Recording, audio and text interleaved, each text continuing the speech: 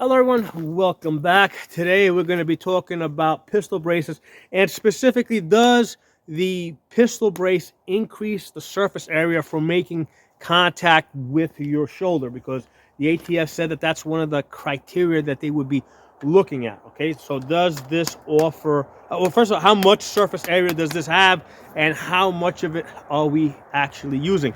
So what we're going to do is we're going to put this aside for a second.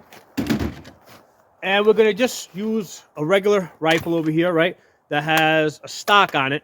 And we're going to be considering how we normally, or most of us, normally shoulder this, right? So normally the way I grab this gun is I put my index finger in front of that little 3-slot rail over there, right? That gives me a nice, put the middle finger there, that gives me a grip. And what I'll do is I'll take the toe, basically this little corner right here, and I'll basically touch that to my chest here, right? And now this becomes a hinge point so that when the gun comes up, but when it touches my face, my reticle is in my eye.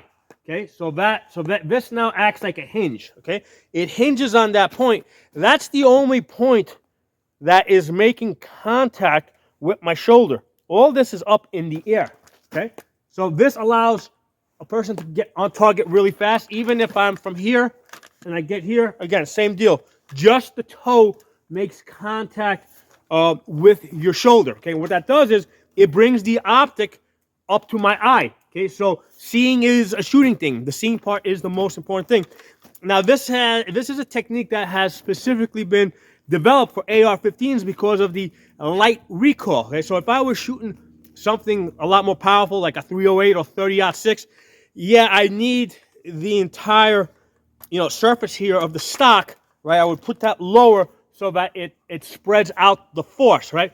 But when you're shooting 223s, 5.56s, 9mm ARs, the recoil is really light. I don't need to spread out that force. So what I want to do is I want to get the stock, I want to get the optic as close to my eye as fast as possible. Okay, so the toe is the only part that makes contact with the shoulder. This tiny little part right here. So if I'm going to use this brace, same exact thing happens. If I'm going to touch this to my shoulder, just the toe touches my shoulder. That tiny little corner right there, all right? That tiny little corner. So let's compare it. Let's take this off. All right, let's say we weren't using this. Let's say I was using just the buffer tube, okay? Well, now because of the way this is set, this whole thing is now going to touch my shoulder, right? If I'm going to shoulder it, right? So now let's compare the surface area of this. Right. Let's compare this surface area to the surface area of that corner, right? So I'm either using this whole flat thing over here, or I'm just using this corner, okay? So if I'm going to be using this without the brace, right, and I'm going to shoulder this, because now I don't have the toe that comes back here, I need to bring the gun a little bit lower into my chest. So now basically the whole thing, that whole flat edge over there, is going to make contact. Right? The only thing I would change here is I could shoot the gun like this, but I would add a riser to bring it a little bit higher. So that's the only change that I would make. So let's do a little live fire here. Let's get this back on. Okay, but hold on, let's fire a couple of rounds first with this. Okay, so again, just the toe, right? That's this part here. Just the toe touches the shoulder. Right? So this is an up drill, right? You come up. Okay. So this is something that you want to do. This is a drill that you want to do over and over again. You want to get really good at it. All right. So now let me take this out.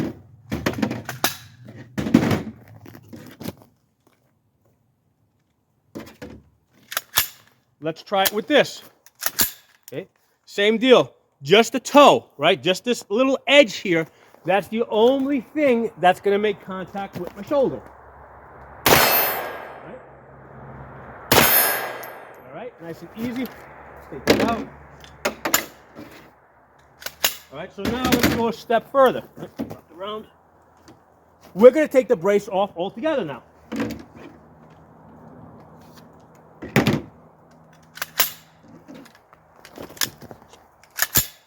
All right, so same deal. So now, since I don't have that toe, I need to bring this whole thing into my chest because the gun is now sitting lower, right? And I gotta bring my head down a little bit lower to the gun. Okay. Now I gotta make contact with the entire thing. So this whole flat surface here is making contact with my chest, as opposed to the toe, right? This little edge here that I normally use. Okay. So come up.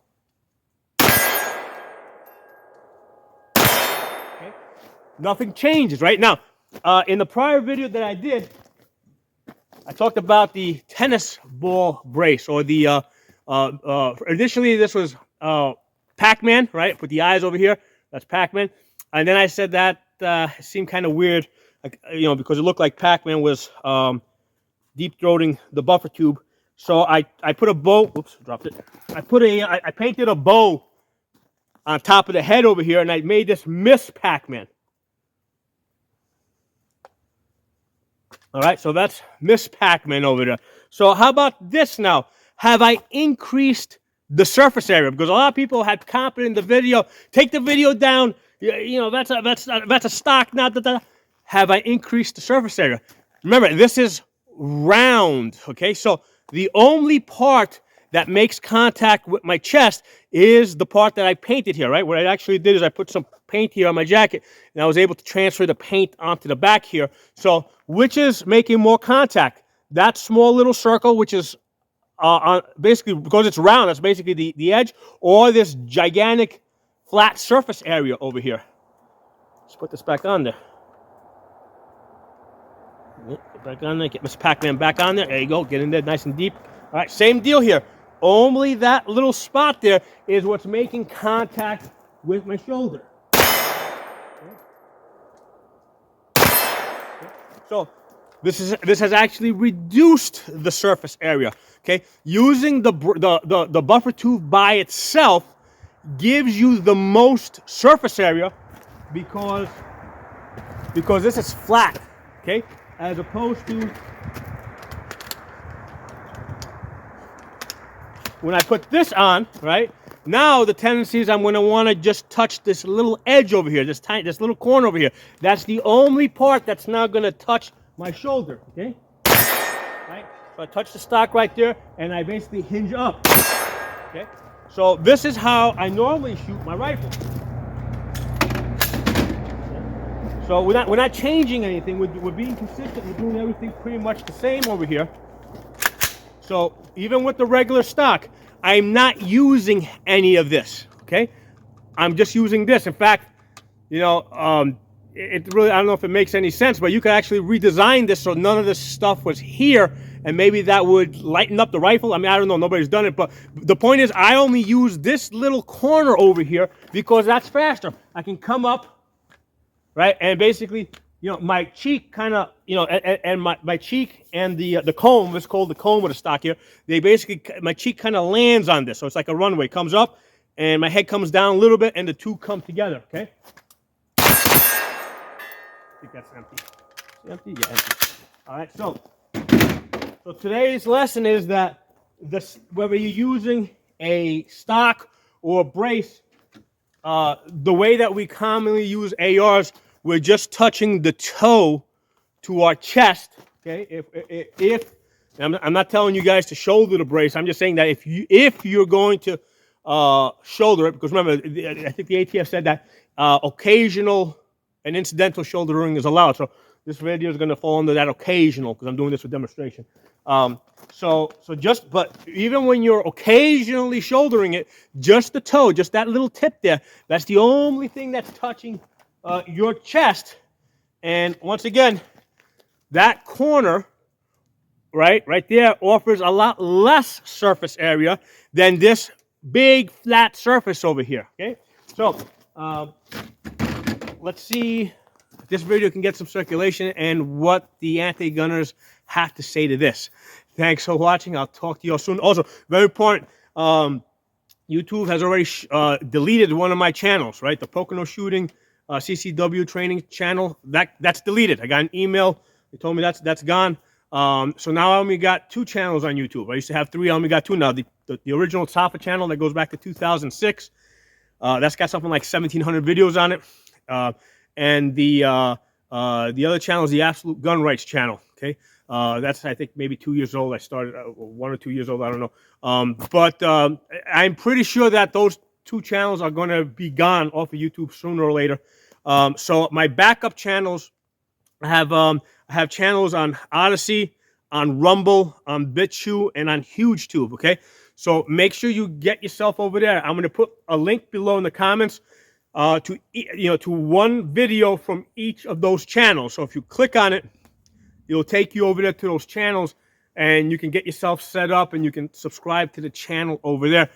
Because it seems to me like YouTube has really stepped up the censorship efforts. Because for a long time, they would give me strikes, but they wouldn't give me, like, I had perpetually had 2 strikes.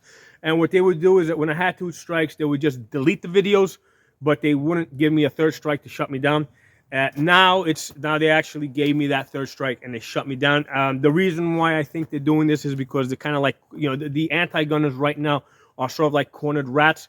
They're, after this NYSERPA versus Bruen decision, we are on a very strong offensive, right? We're pushing into New York, New Jersey, California, Chicago. A lot of their anti-gun laws are getting shut down. I mean, the thing is, on the surface, it might look like we're losing because a lot of times we're being pushed back. But keep in mind that we're in their backyard. Okay, we're in their territory.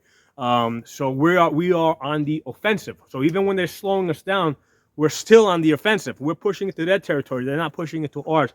So I think they're getting very desperate, like cornered rats. And what they're trying to do is they're trying to shut down the gun channels on YouTube, because they've come to realize that this is a means of a means of communication and coordination that we have going on here across the internet. Now the good thing is that they started this, I think, something like 8 years ago. And in that time, other platforms have had a chance to develop. Okay, so because 8 years ago there was no alternative, right? When they started deleting channels, like, there's no place to go. Yeah, now we've got alternatives. So make sure you guys get on those channels, and the fight doesn't stop. All right. Thanks for watching. I'll talk to you all soon.